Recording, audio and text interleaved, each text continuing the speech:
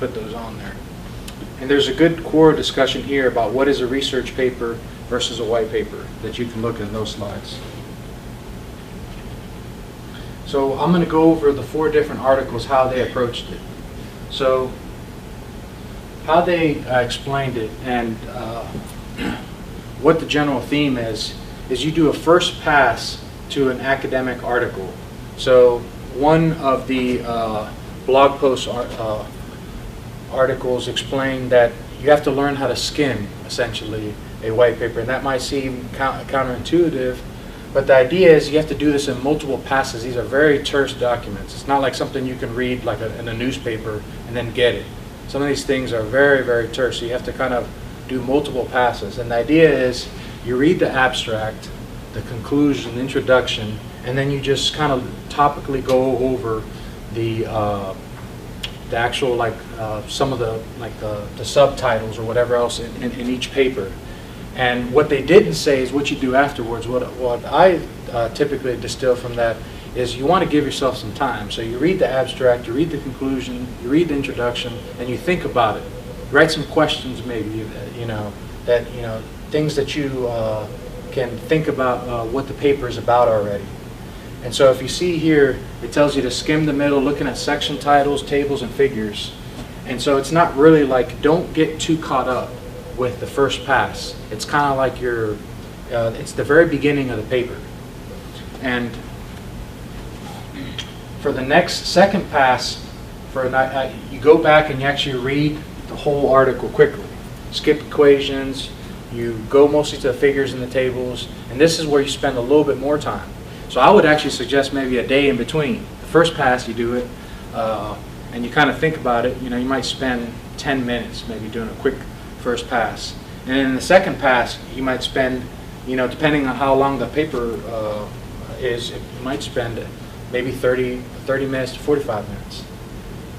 And then the third pass is where you do a deep dive. And so you think, for me, how I'm going to approach this is I'm going to spread this through a couple days. And so I don't want to, you can't really, even if you do the third pass all in one day, you really won't understand it. Because it takes time to kind of internalize these concepts. And so actually I've been speaking to a lot of not necessarily professors, but people that recently finished their PhD, and a lot of them said that it's like you have to learn to stare a long time, and reading tons of different papers. We're going to go over, there's different types of papers, but it's not like something that's very well taught. It takes time and practice. And so some of these papers are better than others in explaining topics. But the ones that are in Papers We Love have already been kind of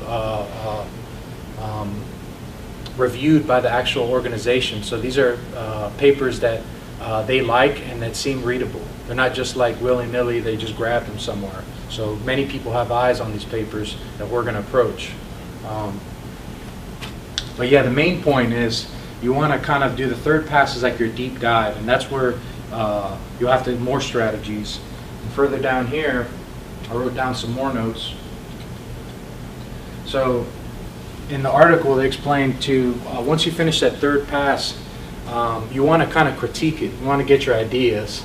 And so here, there's a couple links that I put in for actually comparing the article. They actually, some of you may be university students, and so there's Google Scholar, and you can use Google Scholar. And actually, for some of these links here, I put in some papers, an article from Donald Knuth, who's a very famous computer scientist. But some of these references you're not going to be able to get because they're behind a paywall. But if you're a university student, you'll be able to use your library. Will have access to probably hundreds of different journals. If you're outside the university, if you join the ACM, the Association of Computing Machinery, it is a paid membership, but they have access to many different papers as well. But we're primarily going to use the papers that are already open sourced and available on Papers We Love. And so here, here's another article. There's 4, so this is the second of the 4. They suggest reading the introduction and conclusion, just like I said. And here the blog author says that that's your quickest way to kind of basically learn what the problem, how they're approaching, the author's approaching it. So like you see here, they call it scan, but I said skim before. And so you want to kind of get the structure and the flow for this actual article. And then if you see here, it says skim the middle, looking at the section titles, tables, and figures. And you kind of get the style and the flow of the article. But the main point is, this is kind of like your first pass, so you don't want to do a deep dive. This is just kind of ingesting it. And so I think this is some golden advice here. You typically, when you read an academic paper, you freeze as soon as you see a word you haven't seen. You're like, oh, some people are like, I got to know what this word means. And so one good tip that in this article they put is, don't worry about if you don't know that word right then and there. There's going to be phrases that you don't know. Just keep reading. And they're right. A lot of times when you keep reading, they're going to further explain this concept that's foreign to you. If it's a good paper, they're going to spend the next page or maybe the next paragraph explaining what that meant. So don't get stuck there and like, oh, immediately stop. It kind of distracts your flow. And plus, that's why you do this in passes. And this is not one shot, you know, and you're done reading. You're going to have to do this multiple times. And so yeah, as they're explaining here, each paper typically is going to have citations in the end, and sometimes the citations have good supplementary information. So that's another good track that we're going to do is when I present on another paper next month, we're going to actually look at the citations, and we're going to utilize the whiteboard, and we're going to actually see code implementation, because honestly, you need to be thinking about implementing that. Actually helps you understanding for some of these papers, because they're not like, we don't have lab codes. Our actual laboratory is our text editor and, you know, writing whatever language we're most proficient in and experimenting. But these are kind of like high level advice for just reading academic papers in general.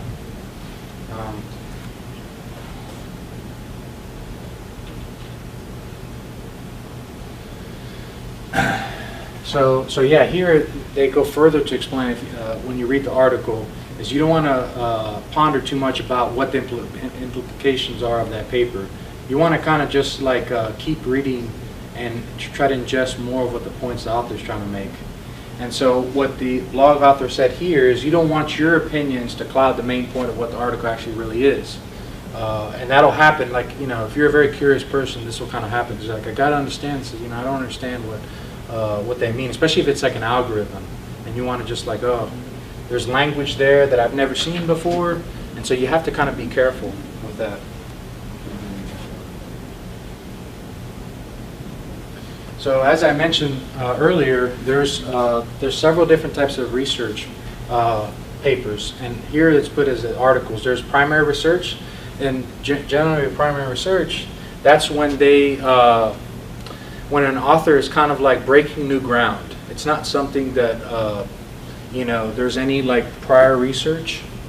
And a review article is something they're not necessarily bringing any new evidence or experiments to the actual paper, but they're actually they're presenting, they're reviewing other articles itself.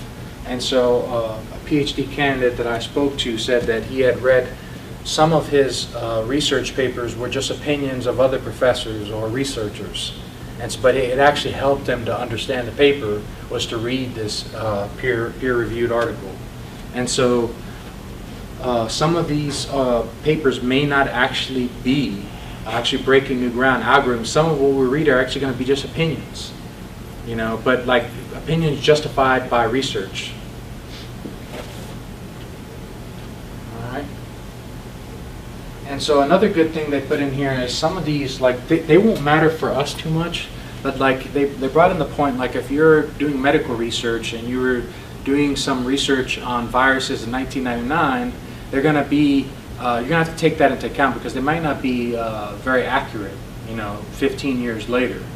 But with programming, it's a little bit different. So here they suggest to take notes about the paper. And one thing I didn't bring here is what you'll see for some of the articles in the papers we read, they've actually sketched everything out. They highlighted stuff. They kind of had these mind maps. So they put in like papers where they kind of put in circles and they put diagrams and they put like kind of like a flow for what concepts flow with another. And you can do that too. And another thing here that we don't have to worry about, because we're not going to be reading things that are not in papers we love. So here they suggest, don't go to, codepro.com or, if something like you want to get like reputable and, known journals that are peer reviewed.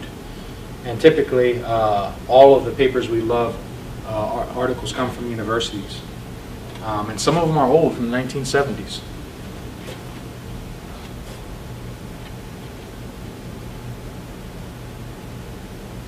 So here they suggest is you write down each word that you don't understand. I didn't like what the author said. I didn't agree with totally. I think it works. But it actually refutes what was said in the other papers we love articles, because they said don't even get stuck on the word. But the third article, if you actually want to read it yourself, he suggests, or she, excuse me, suggests that you write down each word and then you try to figure out what that word means. And what I didn't like about that is that some of these papers are going to explain it anyways. So I would do that, maybe not on the first pass, maybe if like you want to do another fourth pass and you don't know a word and it wasn't explained, then you write it down. But the idea is to kind of do this in iterations. And here the author advises you to read the abstract last, which in the other articles told you to read the abstract and the introduction and the conclusion first. So people have different opinions about how you should do this. I would say that reading the abstract first would probably be better, because that's what the other articles themselves mentioned. So this is kind of more opinion based here, but whatever works for you. So I don't want to cloud your judgment here. So here they suggest there's like a big question, the main idea that some of these papers. So if you think about it, if it's like an algorithm, and let's say this is Donald Knuth, and there's like a sorting algorithm, you have to think, well, why did he even come up? Why did this algorithm even come into play? What problem were they trying to solve? And so kind of knowing what problem they were trying to solve kind of gives you the background to understanding it. And so here, one good thing that I liked about it here is here they kind of explain like knowing how to read the charts and the diagrams. I don't think we might spend a session doing that, but only as an example of a paper that we're going to go in depth, because there's a good point here that there's actual like statistics. Like you have to look in some of these statistical models, like error bars, or if there's if it's missing error bars, or if there's like confidence intervals. If it's actually missing in the charts, then you might might be a red flag. But I would say that all these papers that we're going to review have already been peer reviewed. So this really only goes into play if you try to read different research papers that are kind of outside the scope of what's already been reviewed. So if you kind of find something interesting, it's kind of on you to kind of read this. But a lot of these papers that we really won't have to worry so much. Okay, and here's another article. Should you even read a paper? What's the point of doing these, And I actually like how this author put it. It's like, should you eat healthy? Well, I can't force you to eat healthy, but it's good to eat healthy, right? And should you read a paper? Well, I mean, some people spend their whole career they don't even want to look at a paper as soon as they leave the university. Or, or if they're a self-taught programmer. I was like, I'm not going to read a paper, there's no point to it. But I would argue that there is. And there's quite a bit of like research is done by companies that actually do white papers on their own, and they've implemented some algorithms or some concepts that have been basically lost, like functional programming. A lot of people think that it's new and everything, but it's been around for a long time. Some of these concepts just we didn't have the capacity to even to explore them, and now functional programming is huge. It's getting huge, and so. I would say that reading these papers will give you fresh perspectives. But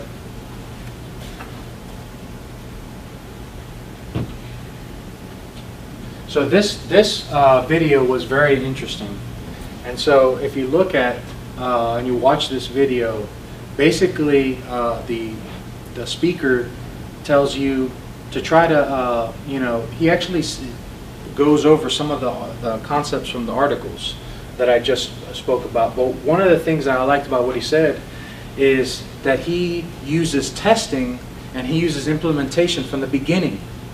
So this kind of goes into the purview of what we're going to be doing.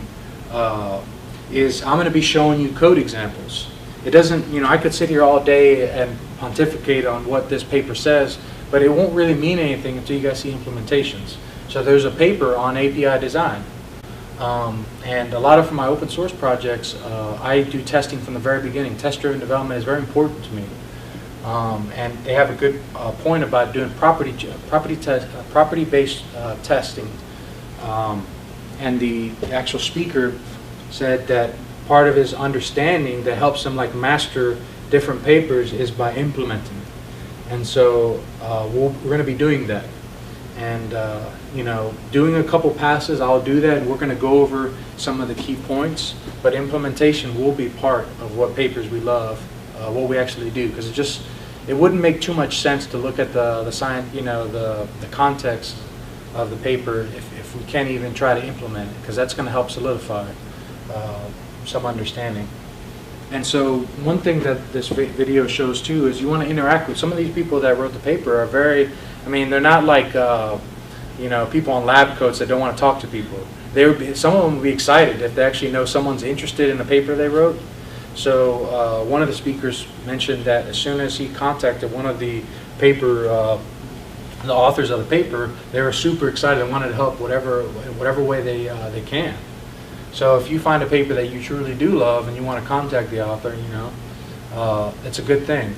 And that's why we're going to do this a community-based, because it's like if you try to read these papers by yourself, you're going to have different perspectives. But as a group, we're going to have an interesting collective intelligence with this.